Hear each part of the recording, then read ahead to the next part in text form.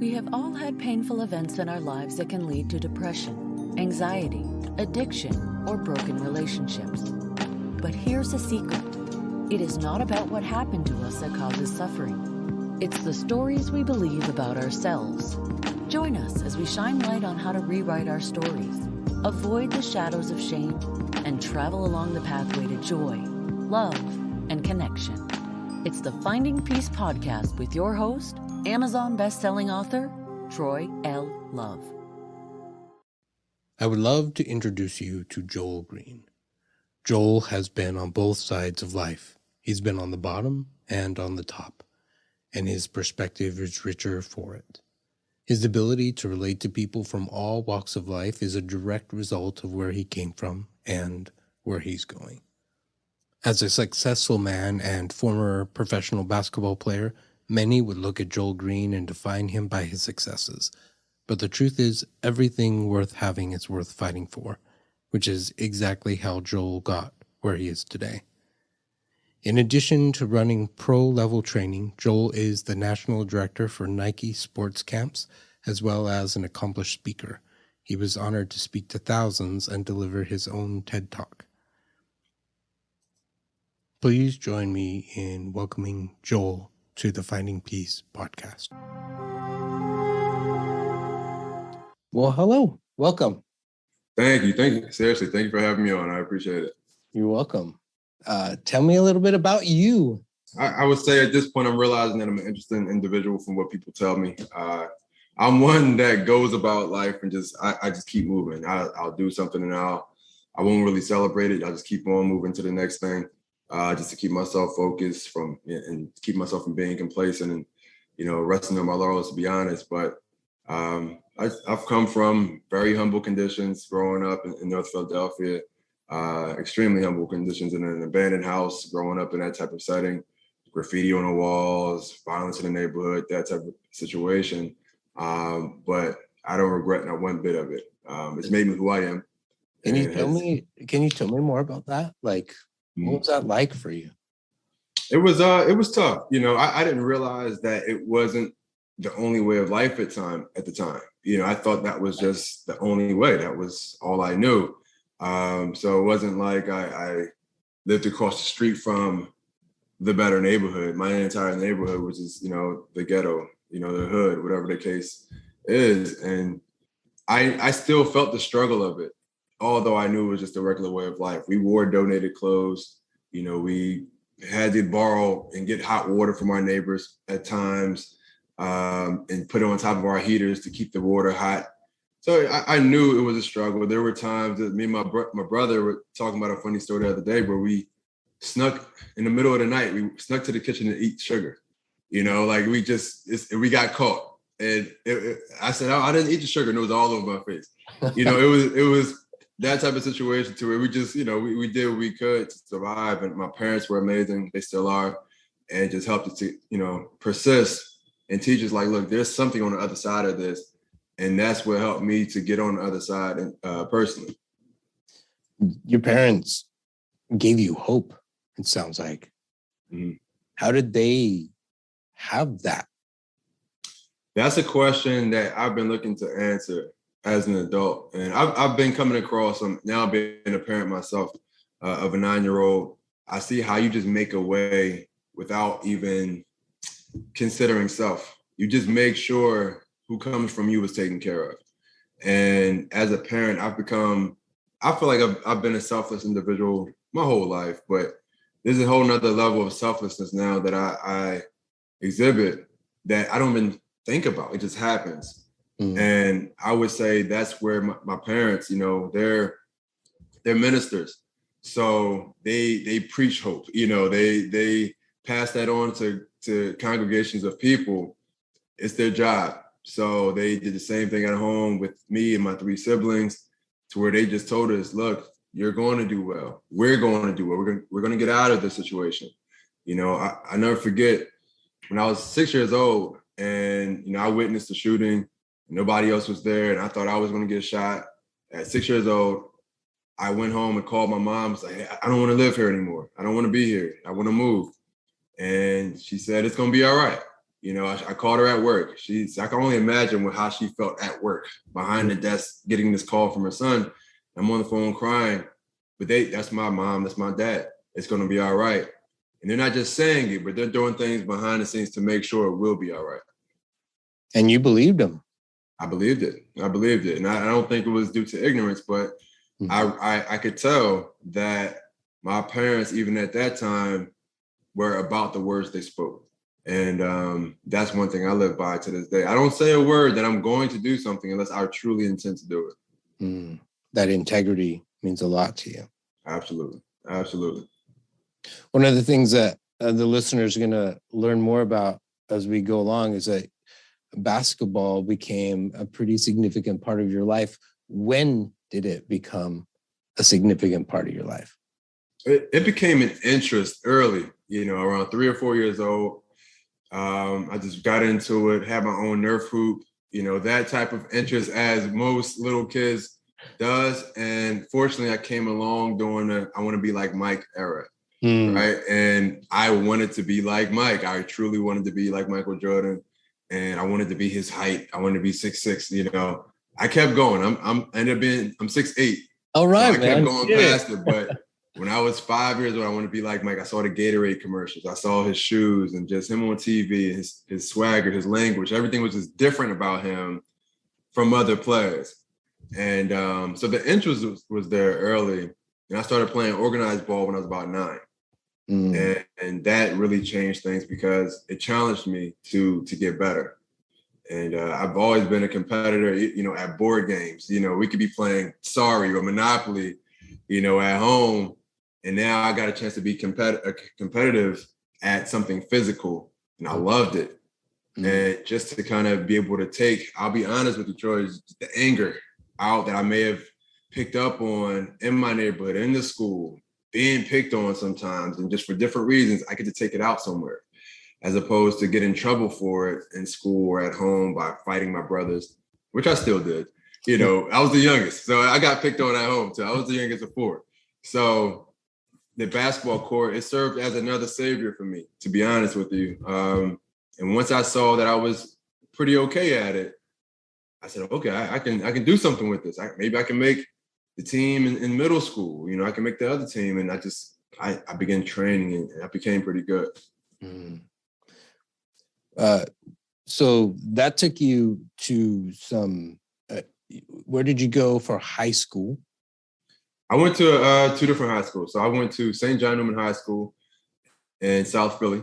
And then I transferred out to Harrington High School, which is out in the Lower Marion Township area where Kobe Bryant went to high school. And what did that do for your basketball career? Quite a bit. I mean, when I was playing in South Philly, I was all-city basketball player every year, my 9th through 11th grade year.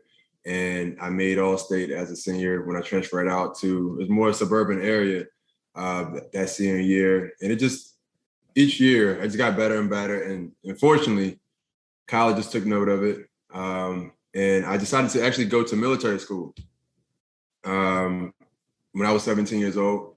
And it was the top rated. When I got there, we were number 1 in the country by USA Today for basketball and for football. So we were pretty good. And that opened up a world of opportunity for me, being recruited by Wake Forest, Clemson, ACC schools, and, just a number of schools, which was my dream. And once I got to that platform, I'll say that I never looked back. I felt like my improvement was through the roof. Then you went to Siena College and you got hurt. Absolutely. It was a journey. Siena is where I began. I tore my hamstring my freshman year there. So I couldn't even play.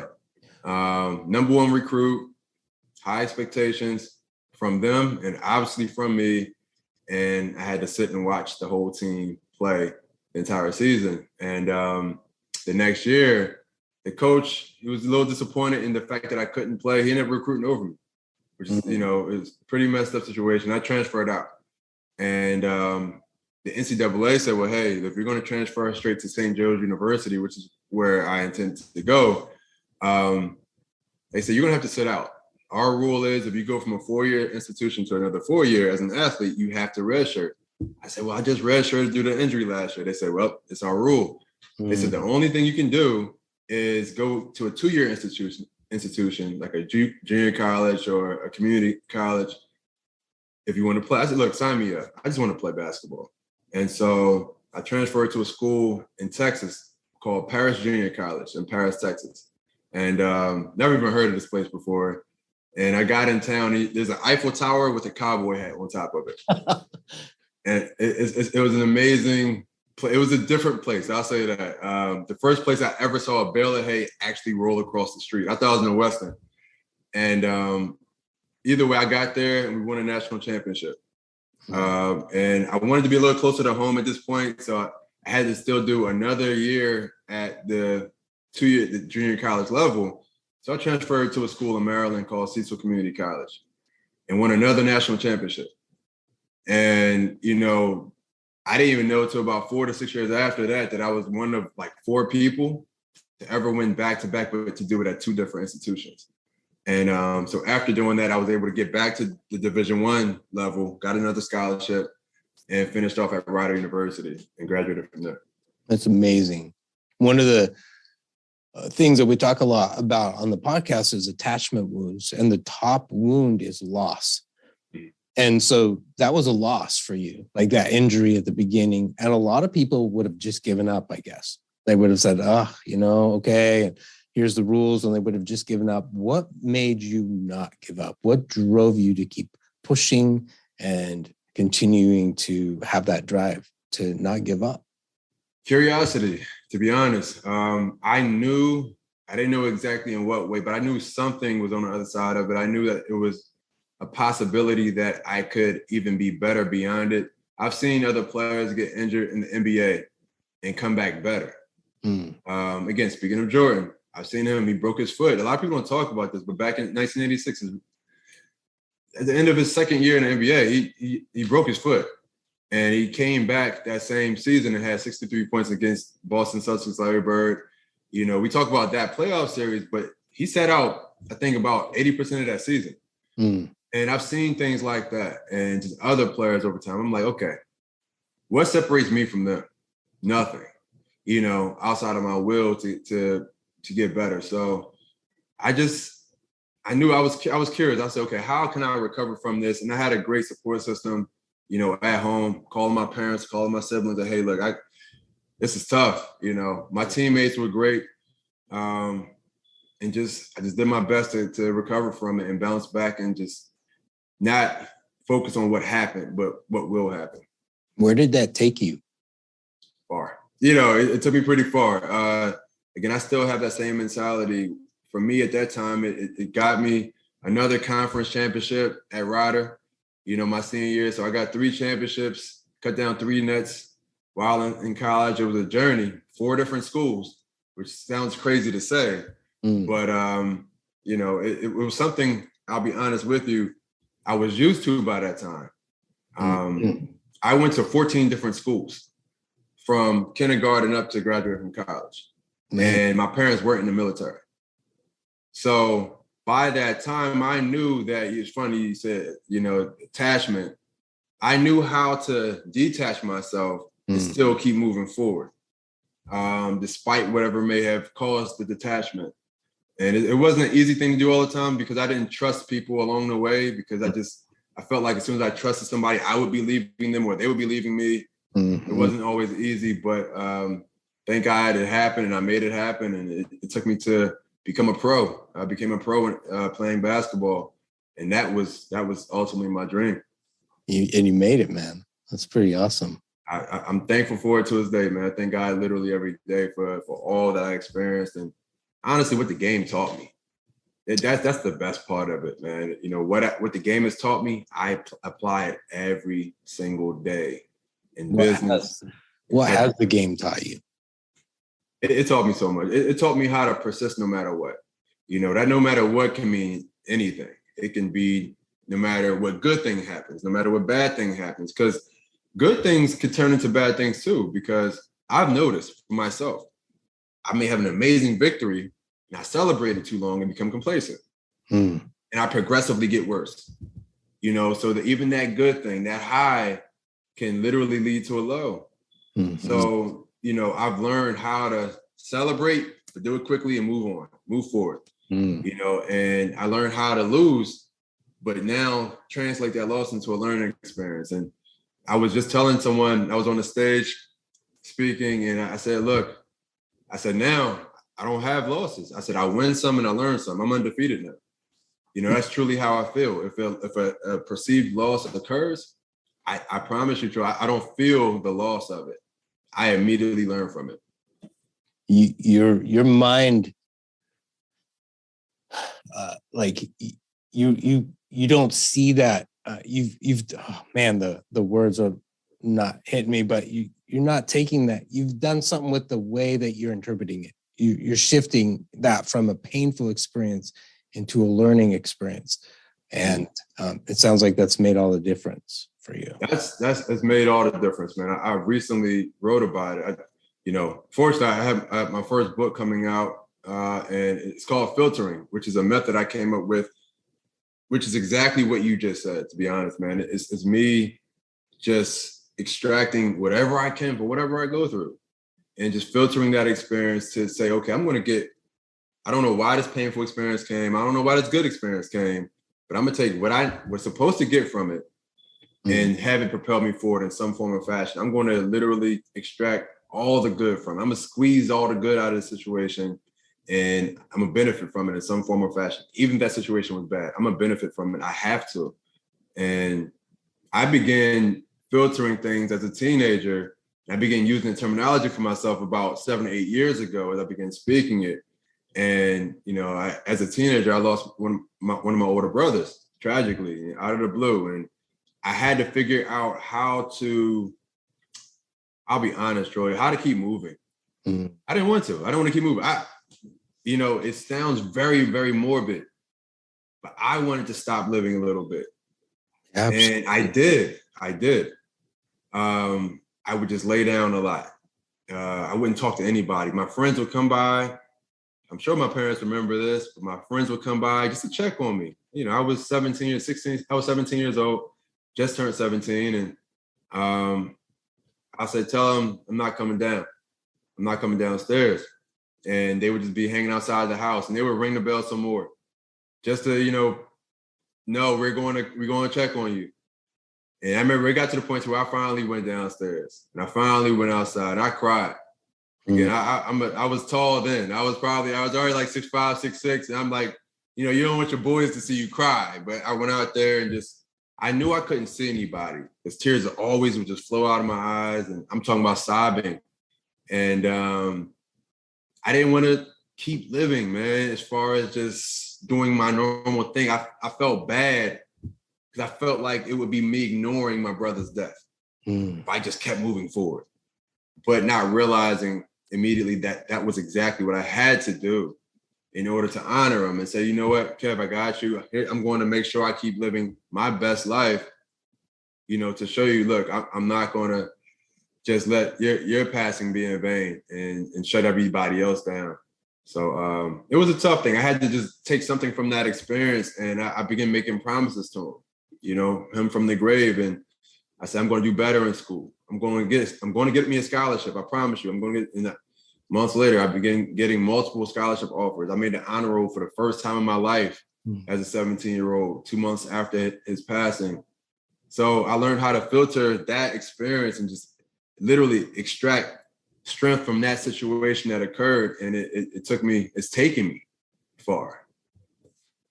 That's a beautiful story, dude. All right. Good. Man, how much does Kevin still motivate you today? I can't explain it. I'll put things into words, but it won't be the exact explanation of it. I won't dare say it's impossible to explain, but the depth of it, it would be very challenging to really have it hit home. But he's the primary. I have two primary driving forces: my son, no doubt about it, and my brother. Again, Kevin as well. He was the one that really, really got me into basketball. collecting cards, big time card collector growing up. And he got, me and my other brother, I'm talking about, we collected cards. We used to study the backs of them. We knew where all the players were from. We knew their hometown, the date of birth, and we knew their college. And we used to test each other. We used to study cards. We'll give each other 10 minutes, a stack of cards, and say, all right, let's come back and test each other out. And so he helped develop the interest in basketball, and just, different guys around the city. He would tell me about this guy, Rasheed Wallace, when I was growing up. I'm like, oh man, he ended up going to North Carolina and becoming an NBA champion. And he got me into the game. So, his mentality, his toughness, he's a really tough guy. He made a name for himself on the court as well. And so it meant a whole lot to me. So him physically not being here, but still internally being here with me is a major driving force. People that know me close knows that I bring him up often. I only have one tattoo on my arm, on my whole body. It's him. It's his name. And I said, that's all I need. And I look at it from time to time now. It sounds corny, but just to kind of get some extra drive. So he's a great motivator for me. He was a motivator when he was alive for me. I mean, that was his thing. It's never stopped. That is amazing. Thank you for sharing that. No problem. So you were a professional in basketball, and then you made a really tough decision. What was it? To step away, man. That was an extremely tough decision. Obviously, you can hear that I love the game of basketball. Yeah. It's obvious. So making that choice was difficult. It was difficult, and I'll be transparent. It was a sacrificial decision, but also one of interest as well, because I got my business license when I was playing in Europe. I knew that I wanted to start my own company, that I wanted to do my own thing sooner than later. I didn't know when. I didn't give myself any deadline or timetable, but I knew I was going to do something. I had all these ideas. Even when I was in Europe, I ran about 2 or 3 companies that kind of flopped. But I was saying, okay, it's something I'll be able to do. So I'm going to discover something soon. And I was engaged at the time as well. And I said, okay, it's tough. She was back here working. I said, I don't want her to have to follow me all over the world. I'm in a different country playing every year. I said, okay, let me go ahead and try to domesticate myself a little bit, right? I said, let me be back home and see if this is possible for me. And I went through depression. I didn't realize that it would be that hard of a situation to adjust to. I figured, okay, I'll be fine. I'll be a married man. I'll be happy. I'll have the support I need. But it added to a struggle of things, and the marriage struggled, and I just, on top of already being depressed and having them not truly support me emotionally, in the ways that I felt that I needed, it really hurt the marriage. And, even over time, the marriage began to fail and, end up leading to divorce. While I was working my hardest just to build up the company that I did start, I said, okay, I'm going to work on this at home, and it wasn't easy, but I knew it would work out. I knew, and it was hard to get the other party involved and have their belief system be the same as mine. It was my dream, so I understand. But it was a tough call, man. The level of anxiety I felt was different. And it was the first time I ever experienced anxiety. Mm-hmm. I didn't even know I was going through it until the doctor, he chuckled when I said, I have this feeling right here. And I said, I kind of feel my heart was kind of racing sometimes. I'm describing literally what anxiety is. He said, do you know what you're going through, right? I said, what are you talking about? No. He said, anxiety. I said, no, I don't have anxiety. I'm a pro athlete. I'm a tough guy. I can handle high pressure situations. Mm. He said, no, man. He said, that's what you're going through. And here's what you need to do. And once I accepted it, that's when I improved from it. Mm. What's been different since you accepted it? And what did you do when, 2 parts to this question. What's been different since you accepted it? And what did you do when you left pro basketball? Well, so the thing that's been different since I accepted it was, okay, I'm human, number one. I was always trying my best to be superhuman. Being a pro athlete, you're put on a pedestal that you don't even put yourself on. I'm just being, so it's like fans will do it, coaches will do it, teammates will do it. And it's like it's not that you start to believe it. No, you do. You start to believe it and you start to like live it out to maintain that position on the pedestal.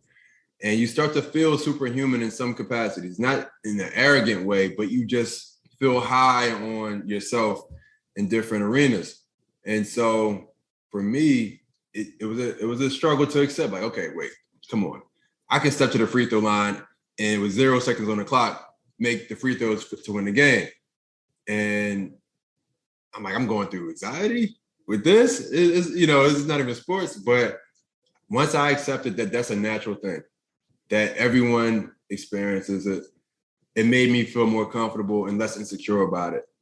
And I accepted the insecurity and stopped trying to be perfect. Mm. And that helps me to this day, to where I embrace my imperfection and I express them to other people so that I don't become so insecure about it, like as if I'm the only one in the world going through it. Yeah. And so that helps me to this day. And it led to me really furthering my company, which is what I was doing when I started playing, when I created Pro Level Training, which I'm the CEO of today. And we're going into year 12 of business, which is amazing. I thank God for it, because I know so many businesses, it's hard to reach year 3. Mm-hmm. So, I started the company training some athletes, and, Nike sports camps called Win, and they saw the way I was training the athletes, not just training the athletes, but I call it pro level training for a reason. I want to give the kids, the youth, a glimpse, a sample of what it takes to get to the pro level. And also, hey, I'm gonna give you a preview of what we actually do on that level, because you may not be fortunate to make it there. So at least you get to experience it now, just to have some fun with it. So that's what I began doing for kids. Nike sports camps called Win. They appreciated it and said, okay, let's do something. And we put on our first pro level training Nike camp in New Jersey. And then I'll just say, fast forward, it took off. We have about 60 plus camps around the country and in Canada.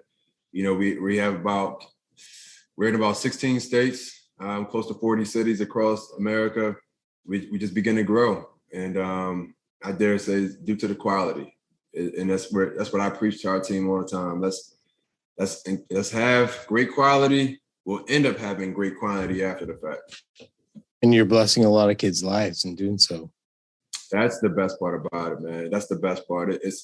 It's basketball and different sports. We do different sports. We have about 5 different sports: track and field, volleyball, soccer, multi-sport, basketball. There's a number of things that we cover, but it's all a front. It's a front to get into the minds of these kids. I want to make sure we're impacting them that way. But hey, let's put something interesting in their hands. Let's put this basketball, this volleyball in their hands. But let's make sure we're strategic and intentional about throwing nuggets at them to make sure they know how to persevere in life, not just in sport. Let's make sure they know how to treat one another as teammates, because they're going to be coworkers one day.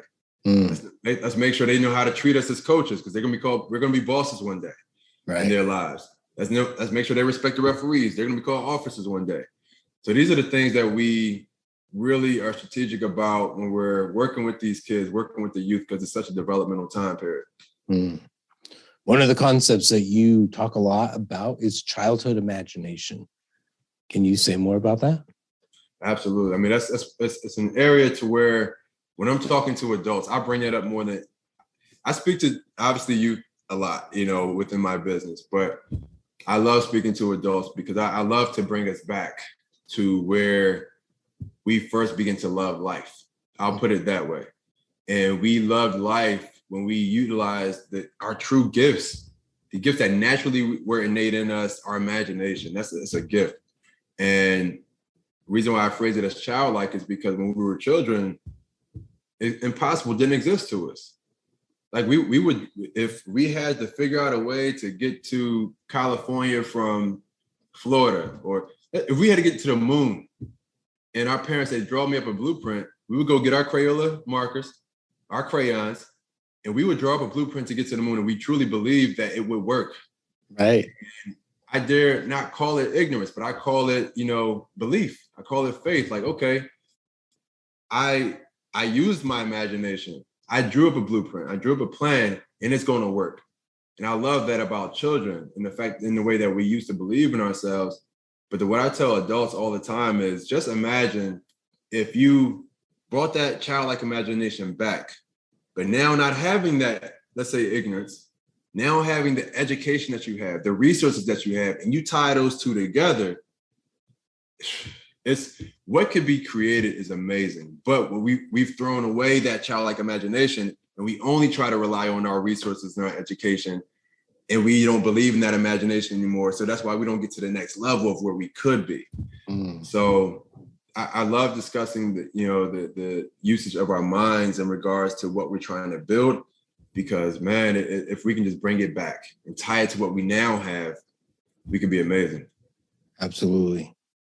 What's the direct correlation between the mind and how people operate? There's so many things, man. As far as I truly believe that we move in a capacity into which we believe could be moved. We move the mountain in a capacity that we believe the mountain could be moved. If it really depends on how you feel something can come about. If you don't feel like it can come about all that much, then your motives will show that. But if you truly believe in yourself, again, exercising the imagination again, if you really see it, if you feel like, okay, I've envisioned this to myself to the extent to where I actually feel it. That's what it's an exercise that I do for myself, to where before I even move towards something great, I sit still. I promise you, I sit still and I imagine it to the point to where I feel like I already have it. And this is no metaphysical jargon. This is legit me, feeling like I already possess the thing that I'm about to go after. That way, I move about with a spirit of expectancy as opposed to just hope. Right. Like there's uncertainty and hope. Like, I hope I get it. But when you expect something, that's different. Like, okay, this is mine already. I deserve it. Yeah, you're manifesting, making it happen. Thank you. Exactly. That's it. And that's how I really believe like that correlation is so strong, to where when you really believe that something, I dare say, will come about, the way you move will be completely different. One of the things I read is that you have life lesson number 1, which is don't place your end result in somebody else's hands. Why would we not want to do that? Accountability. We don't want to hold ourselves accountable for so many reasons. I mean, we as people, I won't even say by default, but over time, we enjoy blame shifting, right? We love to not hold ourselves accountable for our own situations. And it's so detrimental to who we become, who we are, and what we desire to have, because we always have an out. And that's not a good thing to always have. You have to have a mentality of burning your ships, burning the bridges that you just crossed over many times. Say, look, no, I'm the one that's going to cause this change. I'm going to be that change that we want to see. Just like Gandhi said, it's up to me, as opposed to me saying, okay, I'm going to try this, but if it don't work out, I'm going to blame that person, or I'm going to blame that circumstance. I'm going to blame that situation. And that's the problem many times, to where I won't dare place my end result, what I desire to have, in somebody else's hands and say, oh no, it's their fault that I didn't get what I'm pursuing. If I'm pursuing it, I have the power to actually get it done. And if I don't get it done, I have to look back at everything and make an adjustment and still try to get it done. Yeah, because blaming doesn't really get you anywhere. No, it literally gets you nowhere. It'll give you pleasure for a moment, but inside that conviction is telling you, you could have did better. Right. One of the things that I don't know how recently it was that you did this, but you had set a goal that you were going to read 30 books in 30 weeks. Mm-hmm. How did that change your life? And what were some of the books you read? It was interesting, man. It was interesting. There's a lot of different books. I ended up reading 31 in the first 29 weeks. So, at the end of the 30, I just got done 31. I said, okay, all right, cool. I did my job. And it was an interesting period. This was during the first shutdown, we had as a country. And I had so much time on my hands, man, as we all did. a lot of creative time. I just began learning so many different things. And I wrote out a list of things that I wanted to learn. So after I wrote out this list of things, it wasn't all goals, per se, but I said, okay, I want to know about this, I want to know about that. I said, well, how am I going to learn all these things? It was a lot of stuff I wrote out. I said, okay, well, books. So I said, okay, and I wrote out so many different things, Troy. So I said, okay, let me give myself a challenge to make sure I actually learn these different areas. I said, okay, let me see if I can read X amount of books per month. And I said, okay. Once I wrote that down, I said, well, wait, this is looking like I may have to read a book a week. And I said, okay, let me give myself a goal. And just after I'll be honest, I was online just looking, adding all these books to my cart. And I had about 50 books in my cart. Oh, wow. And I said, okay, I'm gonna narrow this down. I'm not willing to commit to any more than like 6 months of this thing. I said, let me see if I can read about, 30 books in 30 weeks. I'm gonna pull it off. And I wanted to hold myself accountable for it. So I put it online. I told people what I'm about to do. And I even said in the post, check in on me. Just to make sure. Right there. Yeah, I'm telling thousands of people, look, check in on me. Make sure I'm reading. And I know me, I won't dare put that out there if I don't really want to be held accountable. Like if I fall behind, you know what, I'll be up till 3 a.m. to catch up for the next 6 days if I had to, the next 4 or 5 days if I have to. But I don't want to let those others down that I bought into this circle. I did that on purpose, because I wanted to be lifted back up if I fell down. Yeah. And that transparency helped me out a lot because it made me compete with myself as I did on the court to execute. And there were, again, so many books. The Power of the Subconscious Mind was one of my favorites that I read. Joseph Murphy, I believe, is the author of that. The ABCs to Success by Bob Proctor. The Power of Broke, from what I remember from Damon John from Shark Tank, FUBU creator. So many books that really just added to who I am to this day. It was a transformative time, man. That if you ever seen, a movie that had a time lapse, right? It's a movie called Limitless that comes to mind, where he took the pill that added to his ability, and he started reading all these books. There was a time lapse scene, so you used to see him opening a book, closing a book, and by the end of that time period, he was so intelligent, so smart. I promise you that I felt that same way after 30 weeks passed. I felt like it was a time lapse to where I had to regurgitate this information in some form or fashion. So I created a segment called 1 Minute Motivation. And I just began spewing out just this information that I had to get off my chest and out of my heart. And it was an amazing time, man. Man, that's really inspiring.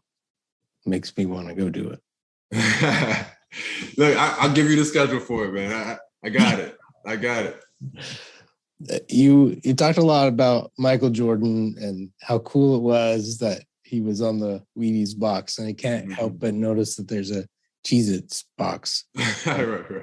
right back here. I mean, it was a drink. Look, here's the funny thing. You talk about manifesting, man, and it wasn't even intentional, but I guess it was already within my subconscious. Who knows what? But when I was younger, my mom, she picked up a box of Wheaties that had Michael Jordan on it.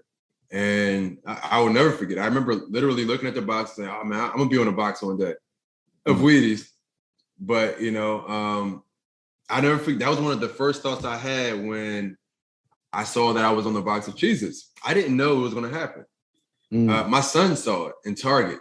Really? We were in the store and I said, all right, go find yourself a snack, right? So he went over to the next aisle and he sprinted back over. He's about 3 at the time, 3 or 4. And he sprinted back over. He said, Daddy, you're on the orange crackers. I'm like, what are you talking about, man? I said, go get a snack so we can go. We got to leave. He said, it's you. You're on the orange crackers. I said, just hurry up, man. I said, go get some cookies or something. So he takes off. He comes back with this box in his hand. He said, look. And I thought it was like Scottie Pippen or somebody, because people used to always tell me, I'm like, okay, it's not gonna be me. So he brings me this box back, and I look at the back. I'm like, whoa, I did take that picture before. You know, because when I stopped playing, I got into the industry of sports and fitness modeling and acting, and did some commercials and TV and stuff like that. I'm like, wait a second, I took this picture 4 years ago. So I wasn't thinking anything about this at all. I was in awe, man. I'm like, this is. So I walked over to the next aisle. There's a wall. Oh my gosh. Me. It was weird.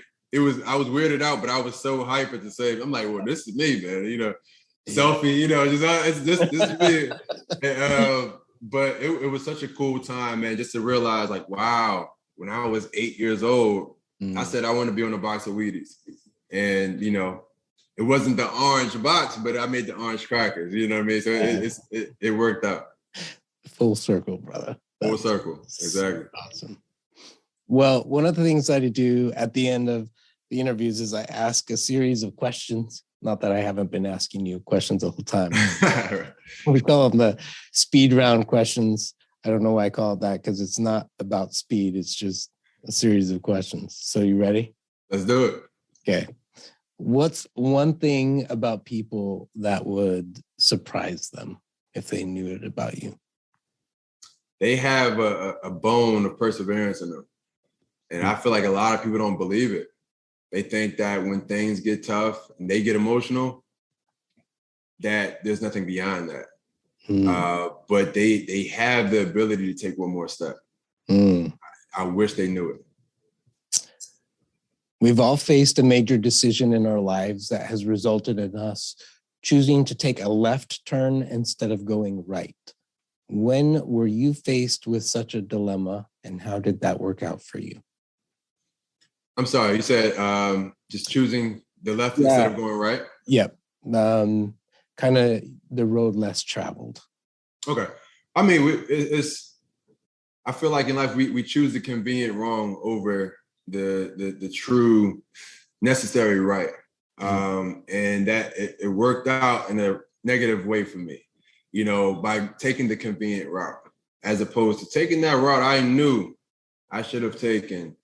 But I knew the easier route would be to go left, and it came back and bit me in my behind, and didn't do it again. I said, okay, I'll much rather struggle by taking the correct route, as opposed to conveniently taking that wrong route that I'll regret. So you read 30 books before. What book are you reading right now? What is it called? Think Like Water? No, not Think Like Water. What's the name of it? I just ordered it. It's upstairs.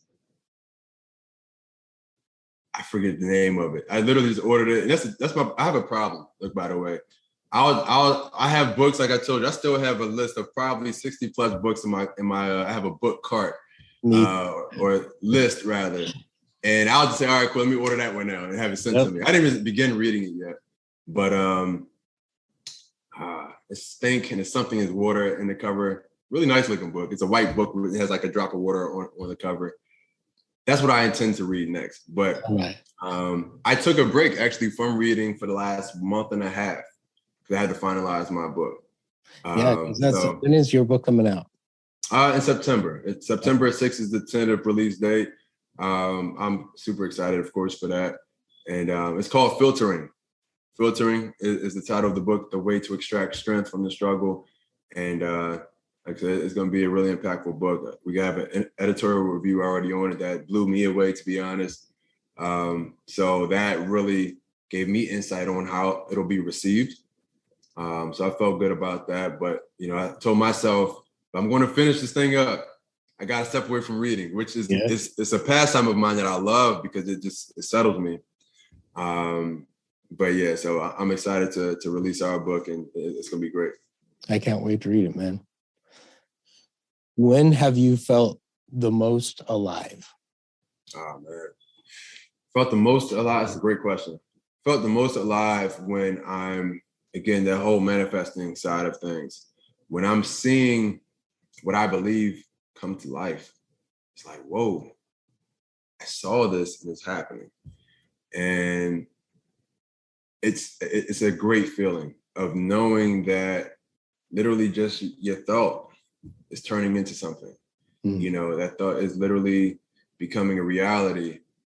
It's a different level of fulfillment, and it adds to your faith of self. That's how I look at it, because you think of something and you all of a sudden it's beginning to happen. That carries over to the next pursuit. You have greater faith in yourself. You know, you can believe in God, you can believe in whatever your religion may be, your higher power, but you have to have a great level of faith of self as well. You have to have it. It adds to you, man. It's an amazing feeling. I feel alive when I see what I worked for coming to life. That is an amazing feeling to envision and then create. It's amazing. It's amazing, man. If you were going to spend the rest of your life on an island and could only bring one item of personal meaning, what would it be? You said one item of meaning? The Bible. I'm going to need it. Yeah. What would make that? Why would you pick that? Because I'm going to go through some rough times there. I'm pretty sure. You know, if that's all I have, I'm going to need as much encouragement as possible. And I feel like every book that's ever been created, all the principles of every book, they're in the Bible. You know, if you really break the Bible down, the principles, they're in there. And I'm going to need as much. I'm going to need to see difficult situations and read about how they turn into good situations. I'm going to need everything I can. So the Bible would be that possession for me. It wouldn't be a video game system. It wouldn't be anything like that. It wouldn't be solitaire. It wouldn't be cars. No, I give me the Bible, and I feel like reading that, I'll even be able to create other items. That's a really good answer, man.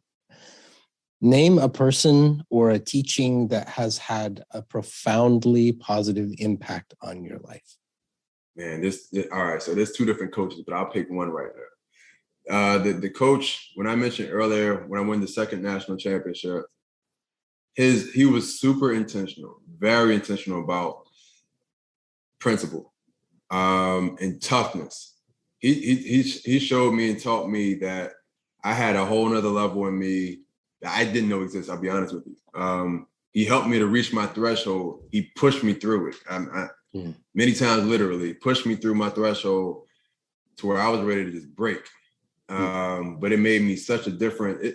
It brought the beast out of me that I didn't even know existed. And he would tell me, like, you know, you can only see that beast when you're giving your best.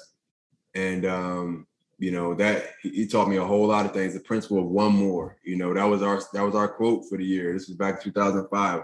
One more. All right, guys, we have 10 reps of this. We get our 10. One more. I'm like, come on.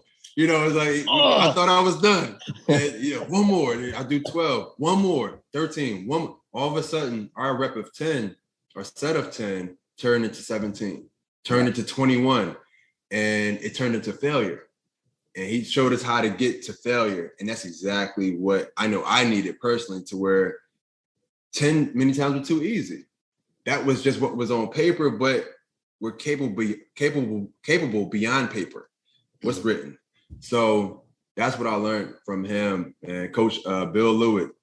And he's a college coach now, high school. Actually, just stepped away from being a college coach. He's an amazing high school coach down in New Orleans now. Amazing dude, man. Those are some lucky kids who get to have him as a coach, sounds like. Lucky kids. Look, they're lucky in the end. I'll put it like that. The guy's tough. Feeling very lucky. Right. In the end, like you know Bob Knight, right? The general is what they used to call him, and we used to call our coach the lieutenant. And Bob Knight, he used to come to recruit from our school, this college, the junior college that I went to. So he would show up, and when Bob Knight showed up, our coach showed out, man. It was a terrible day of practice. We knew he was going to show off. He was the protege. But oh my goodness, you know, if Bob Knight threw chairs, our coach threw tables that day. Oh my gosh. Right, yeah. But he taught us a whole lot, man. That's awesome. What's a daily practice you must do every day? I have to pray, you know. I'm a religious individual, and as far as I don't enjoy always relying on myself completely. So not to blame shift, but to give away some burdens. You know what I mean? To give away some thoughts that may be heavy on me. I don't want to carry them all, so I pray them away. Put it like that, and say, all right, cool. You know, I choose to trust. I hand them over, and I move forward with full peace. Like, all right, I'm good. I'm clear of whatever was weighing me down. I have to. If I don't pray, if I neglect to pray, just because I may wake up and, oh man, be doing something, I may get my son ready for school. I knew I missed something. I knew that I know something is missing. It's like, it's a void. And I'll take 2 seconds to just pray right there in my head, you know, while I'm driving. You know, I don't have to close my eyes and pray. You know, I just take 2 seconds. God, thank you. You know what I mean? So for me, I would say pray, even if it's literally a 2-second prayer. I gotta do it. I love it. What's one question that you wish that I had asked you, and how would you have answered it? Oh, man. It's an amazing question. I've never been asked it before.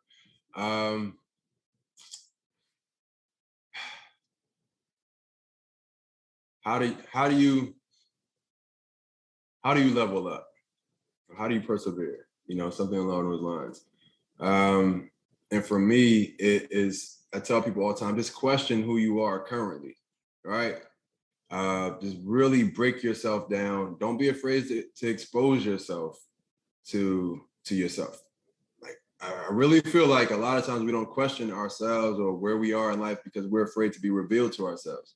And, you know, honesty and transparency will reveal us to ourselves. And when we truly know who we are, even the hate or the disrespect from other people can't tear us down because we know who we truly are. And we get affected from the disrespect from other people, the hurtful comments, because we haven't taken the time to truly see who we are. You know, we know we have flaws, but we don't want to see them. So we don't dive into who we truly are. We don't want to look in the mirror. So we start putting on the clothes and the reflections of other people, you know, so that when things don't go right, we can blame them. Right. You know, so we look at the Instagrams of the world. We try to be like them so that we don't have to look in the mirror and truly be ourselves. And when that side of life don't go right, we say, oh, I knew I shouldn't have been trying to be like them. So, you know, I would just really tell people, if you want to level up, if you want to be better, if you want to get to the next level of who you are, this is not professional, this is not financially, this is just who you are inside and out. If you choose, find out who you truly are. Lean into yourself. You know, give yourself some time. That's not being selfish. You know, that's the best thing you can do to help other people. You got to know who you are. And once you do that, it's hard not to level up. It's hard not to grow as an individual and just become better. Absolutely. That's one of the things that I talk a lot about, is when you figure out your core truth, who you are, it empowers you to do so much. Big time, man. That's that core truth. That's a great way to put it. It's so true. So true. What does finding peace mean to you? Finding peace, it just means being fulfilled. You know, that's something to where I've talking about, you know, even from the stage, and letting the people know, you know, I know pursuing happiness is a whole movie. Get to pursue like, I don't pursue happiness. It's not a part of my makeup or my equation when I'm pursuing a goal or, you know, a happy end or whatever the case is. I pursue fulfillment.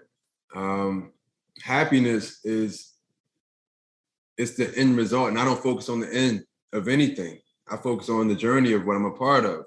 So for me, it's not a happy thing or a happy feat to wake up at 4:30 or 5 in the morning when I train. I'm not happy to do that, but I do it because it's fulfilling. I know what it's going to do for me.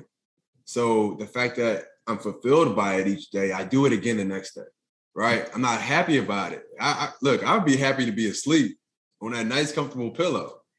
But the fact that I pursue fulfillment, I'm able to really enjoy the daily grind. I can enjoy the grind because I pursue fulfillment. I can enjoy the process, which most people don't.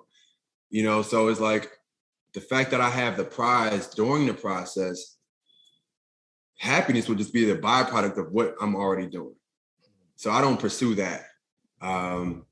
Peace to me is just being fulfilled on the consistent basis. It's an excellent answer. Appreciate it. I'm glad I passed that test right there.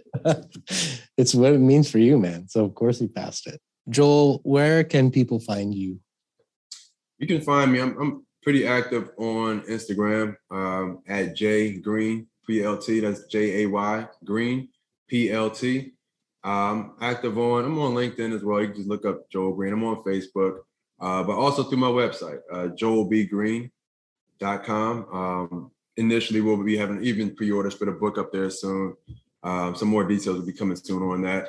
Some really cool features, by the way, Troy. I know that you would enjoy seeing. We have a book trailer that's being developed. It's an animated book trailer. If you can envision Toy Story, Moana, things along those lines, Ice Age type of animation. It's been in development for close to 5 months. Wow. So it's a serious process. It's almost complete. And the public's going to really enjoy it. It's going to show the timeline of my life. And from many of the things that we discussed, me going through and growing up in an abandoned home and just going through different difficulties. You're going to see this during this trailer. You're going to see growth throughout this trailer. So I'm excited to release the book. And again, you guys will see it through the platforms that I just mentioned, Instagram and Facebook. And I love to connect with people, man. My life is about impact. What I've gone through wasn't for me. It's literally for you. So if I can help in any way, I will get back to you in a message or things like that. So I would love to connect with anybody. Joel, thank you so much for your time today. Thank you. Thank you for having me on. You're welcome. You're an inspiration, man. Keep it up. I really appreciate that. Look, man, your platform is an inspiration, man. I really appreciate what you do with your show. It's awesome, man. So you keep doing what you're doing, man. You're an inspiration. You've been listening to the Finding Peace podcast. If you love the show or want to ask a question, let us know by going to findingpeaceconsulting.com. There, you can also learn about the Finding Peace 5-Day Challenge. Remember to subscribe to this podcast so you won't miss the next episode. And if you are listening on iTunes, please give us a 5-star rating. It really does help other people find this podcast more easily. Thank you for spending part of your journey with us. And a special thanks to Johnny Porter for producing the show, and A.G. Flux for the new background music. Copyright Finding Peace Consulting.